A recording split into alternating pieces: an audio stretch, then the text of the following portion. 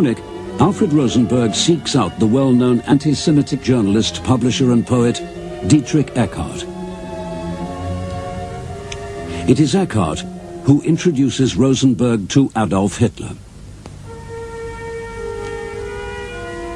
Between 1920 and 1923, Eckart and Rosenberg will labor tirelessly in the service of Hitler and the party.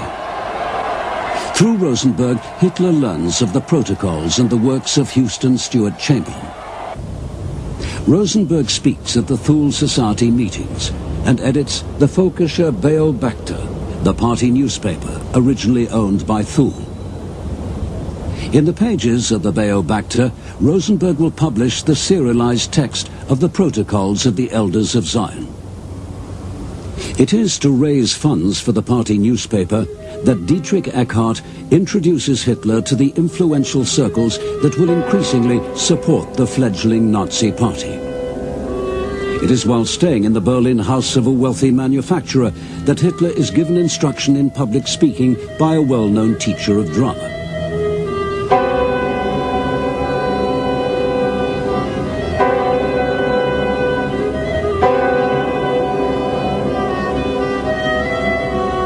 Dietrich Eckart had introduced Hitler to his powerful friends as Germany's young Messiah.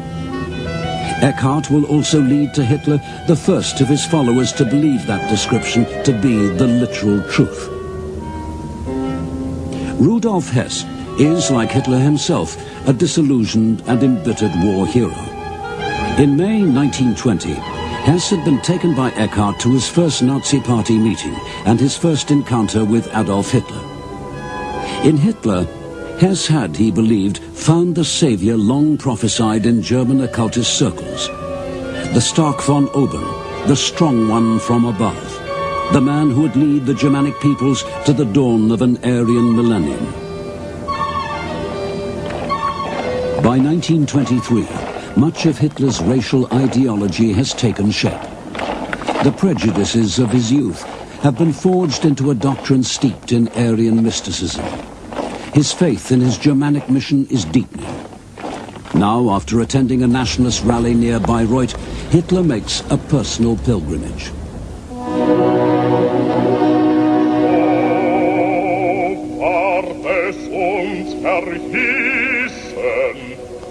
At Bayreuth is the house in which Richard Wagner, Hitler's boyhood idol, had spent the last years of his life. The house, still the Wagner family home, had become a virtual shrine.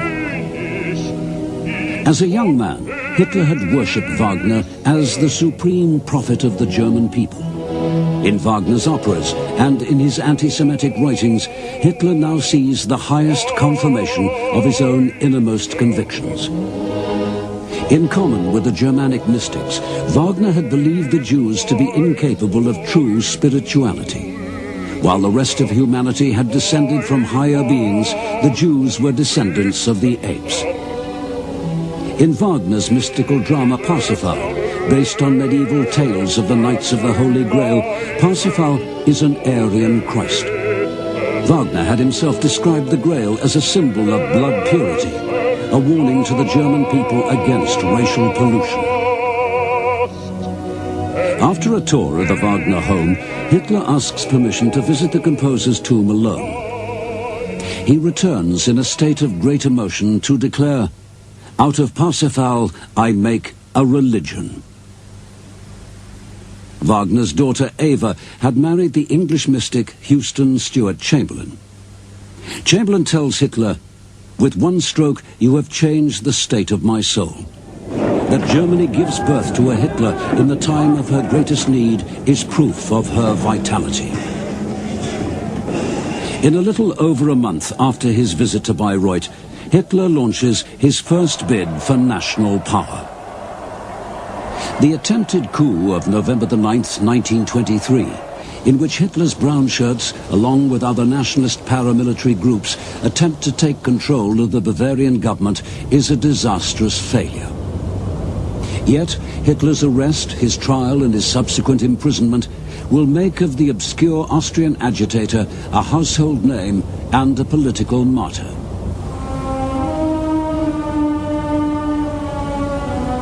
It is in the prison fortress of Landsberg that Hitler's beliefs, founded in a mystical faith in the destiny of the German race, take on a new and scientific character.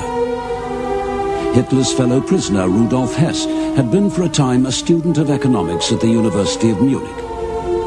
There he'd been strongly influenced by the teachings of the ex-general and geopolitician Karl Haushofer. By detailed study of populations and natural resources, the new science of geopolitics attempts to explain the political history of nations. Haushofer had taught that Germany's needs would best be satisfied not by the capture of overseas colonies, but by expansion on the European continent itself. To Haushofer, Germany's national destiny lies to the east. The doctrine of Lebensraum, the German right to living space, will become a cornerstone of National Socialist ideology. It will be a doctrine surpassed in importance only by the creed of race. While Hitler languishes in Landsberg, he learns of the international scientific movement known as eugenics. The concern of eugenics is that the human race faces imminent degeneration and decline. Inspired by Darwin's theory of evolution, eugenicists believe that not only diseases such as tuberculosis and epilepsy are passed from generation to generation, but also mental and moral strengths and weaknesses. Many are also convinced that interbreeding between the races produces degenerate offspring. Because more children are produced by the lower classes than by their social superiors, many eminent scientists and physicians fear a future racial disaster. To avoid calamity, they argue that valuable individuals should be encouraged to breed, while those of inferior stock must be sterilized in the interest of the greater good. From England, its country of origin, eugenics had spread to Germany, becoming known as racial hygiene. In 1923, Fritz Lenz had been appointed Germany's first professor of racial hygiene at the University of Munich. Lenz is the co-author of an influential textbook, The Outline of Human Genetics and Racial Hygiene, a book closely studied by the imprisoned Adolf Hitler. In it he finds the scientific counterpart of the occultist mystical quest for racial aristocracy.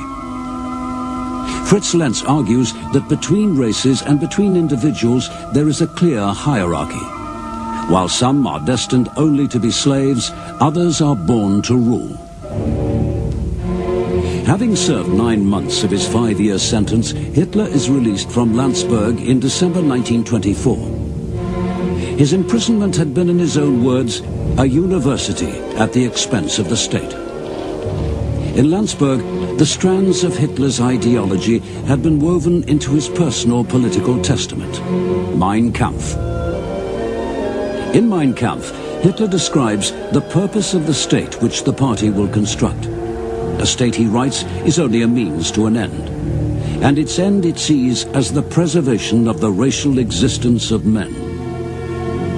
It feels the obligation, in accordance with the eternal will that dominates this universe, to promote the victory of the better and stronger, and to demand the submission of the worse and weaker. All science, all art, even human reason itself must, Hitler believes, serve the will of nature. And nature, he insists, is fundamentally aristocratic.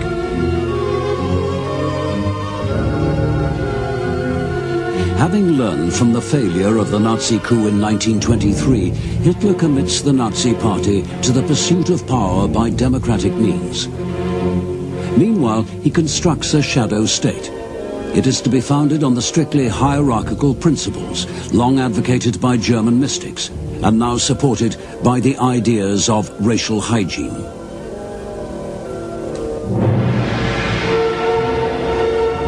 In every sphere of life, there is to be a leader, a Führer, with absolute power to govern his subordinates. Each Führer owes unquestioning obedience to his own leader.